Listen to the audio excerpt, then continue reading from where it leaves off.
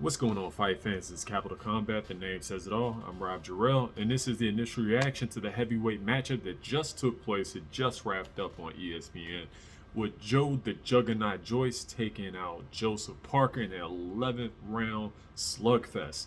If you checked out my preview earlier today, I said that it could be boring. I was completely wrong. I also thought that Joseph Parker would get to the final bell because that's one of the things he has been known for, just getting through the fight, whether it's win, lose, or draw. And in this one, it seemed like he was on his way, but he took a lot of damage throughout this fight. I mean, by the third round, you could see that his eye was opening up, and and all the marks on his face. But Joe Joyce was not without his own damage as well. But he's so big that he can weather the storm. Um, Both guys came in at their career heaviest. Joe Joyce came in at 271 at being 6'6". That is a huge individual.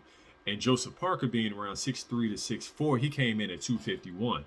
And he looked all of the 251. It's a little bit different if you look at some of our old videos. If I ever get one of me going back to training, I'm 6'4 and I'm 250 to 260. Now, granted, I'm not in boxing shape, so I can probably stand and take off 20 or so pounds. But yeah, we got a really good fight, and again, I'm not really sure what to make of Joe Joyce because he does win. A lot of it is the function of not just his height, but his size, being able to pump the jab, being able to consistently step forward into someone's space and just really bear down and bludgeon them through the entire fight. That's what he did to Daniel Dubois. That's what he did to, I believe, Christian Hammer. And he did this to Joseph Parker. And considering that Joseph Parker came in heavy, while he still had the faster hands, you could see that he was just a step slow. And I thought he normally fought around 230 to 240. And I wish that's what he came in because he had the speed, but him continuously having to back up, avoid the jab.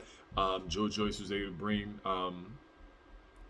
the overhand right quite a bit, and while Parker's defense is mostly being able to move out the way and stay out of range, because Joyce is so big, he can get to Parker, especially if it's someone who doesn't move his head consistently or at least take it off the parallel. If you see a lot of fighters, they'll make it difficult by moving their head. He's just straight up and down. And considering that Joyce keeps his hands pretty high and he keeps it really up. So while a good fighter will probably throw a left hook to the body and follow it up with a right down the pipe, Parker did not do that. He did land his a good level of shots. I thought he did good work to the body, but again, I just don't think he had the power to slow Joyce down. And Joyce is just, once he started getting active and bearing down on Parker, and Parker didn't know what to do and kept getting caught on the ropes, there was not much that he could do, especially in the second half of the fight. It went from the consistent jab with the overhand right to really jab, throw the right hand, push them back into the ropes, and then just bring in everything in the kitchen sink. And if you see Joyce, he kind of has a weird thing where he's always on his front foot and he's always leaning over his front foot as if I still want to stay out of distance, but I want to be able to reach you at the same time.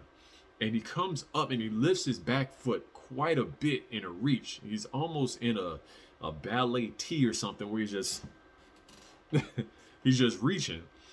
But it helped him here, and you could tell when he really wanted to push the pace, he could. And there's not much that Parker could have done. And Parker, like, he fought. I mean, he fought back, and he was there to fight, but he was also there to be hit. There was not much that he can do. If you're not really good, and I don't expect this from a lot of heavyweights, not named Alexander Usyk and maybe Michael Hunter, smallish heavyweights, and I say smallish, that's 6'2", 6'3", and about 220 pounds, or 220 to 230 pounds. Those guys can move better laterally. They can move around the ring, just not straight forward or stepping just to remain in front of them. I mean, they can really pivot whenever they want to. And that is something that Parker did not do here. He really needed to cut a lot of different angles against Joyce, and because he didn't, Joyce really always had him in his line of sight.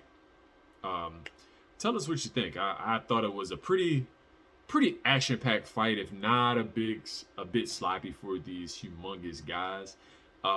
Where does Joe Joyce go next? Does he go? Does he take a Usyk? Does he fight the winner of Fury and Joshua? Does he take on Deontay Wilder? Because that would be a very interesting fight against a guy who has enough power to really bring it to Joyce and really wake him up. Same with Joshua.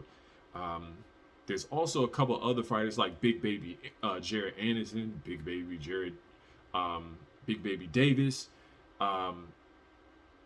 What's my guy? There's a Cuban guy whose name I can't think of at the moment. He's been getting a lot of notable wins. There's also Andy Ruiz.